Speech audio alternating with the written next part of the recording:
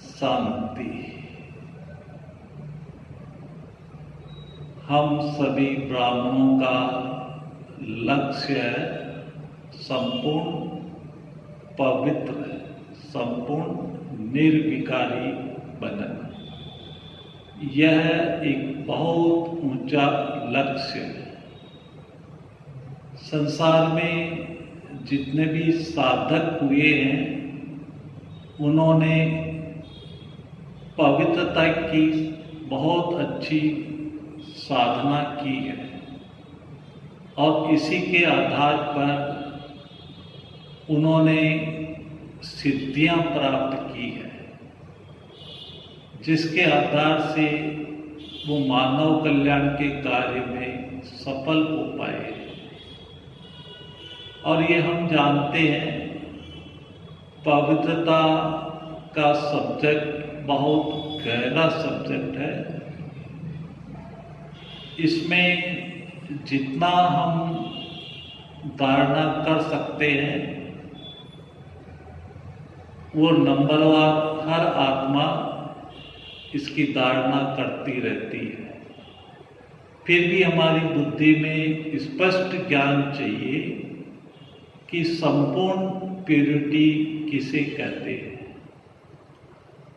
अगर हम इस संपूर्ण प्यूरिटी को धारण कर लें तो अगर ये कहा जाए काम जीत, या ये कहा जाए जिसने संपूर्ण प्यूरिटी को धारण कर लिया है वो माया जीत, जगत जीत बन जाता है।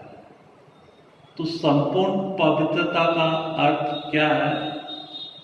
संपूर्ण पवित्रता का अर्थ है कि जो भी हमारे 5 विकार है, काम, क्रोध, लोभ, मोह, अहंकार, इनका संकल्प मात्र भी स्पर्श अनुभूति न हो, स्वप्न मात्र भी इन विकारों की स्पर्शता नहीं हो, इसको कहते हैं संपूर्ण निर्विकारी। अगर हमें विष्णु वंश में आना है, वैष्णव कुल में आना है, तो विष्णुवंशी का अर्थ ही है कि कोई भी वहाँ विकार या कोई भी विष वहाँ नहीं होता है। वही आत्माएं विष्णुवंश की अधिकारी बनती है। तो संपूर्ण निर्विकारी अर्थात स्वप्न मात्र भी हमारे अंदर कोई भी विकार का अंश नहीं होना चाहिए। मनसा संकल्प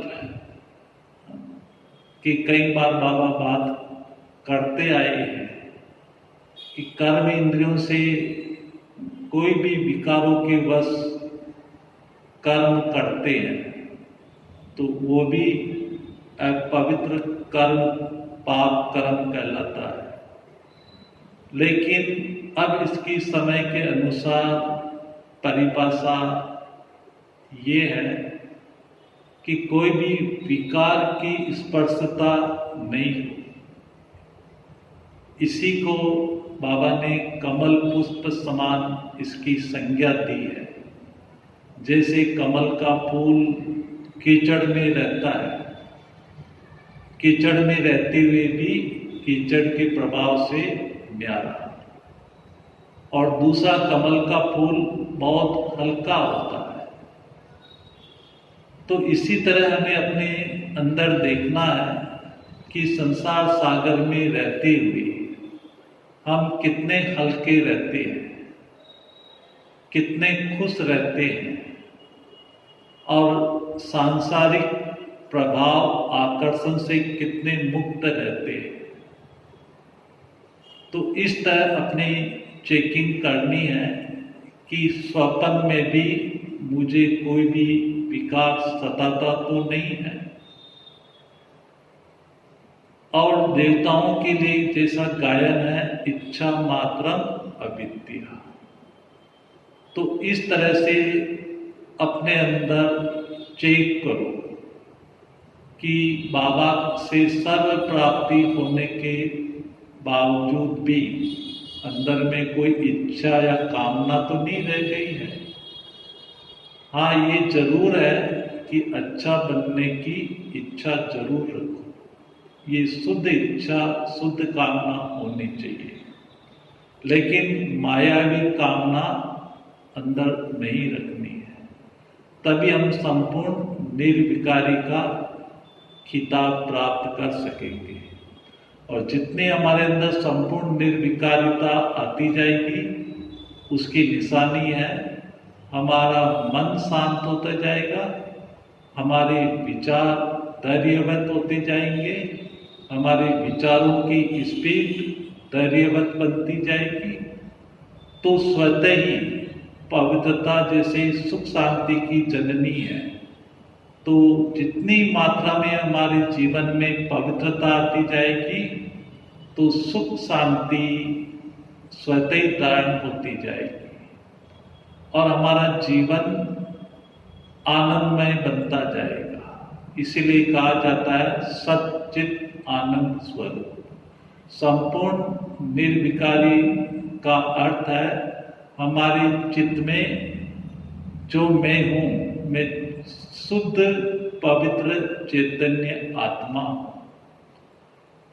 इस मैंपन की जब बात करते हैं तो केवल आत्मा शब्द ही समृद्धि में आए, देह अभिमान समृद्धि में नहीं आए।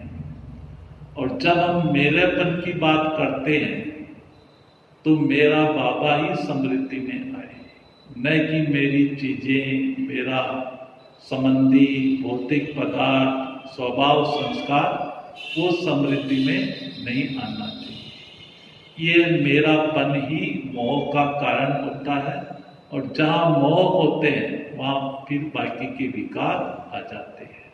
ओम शांति।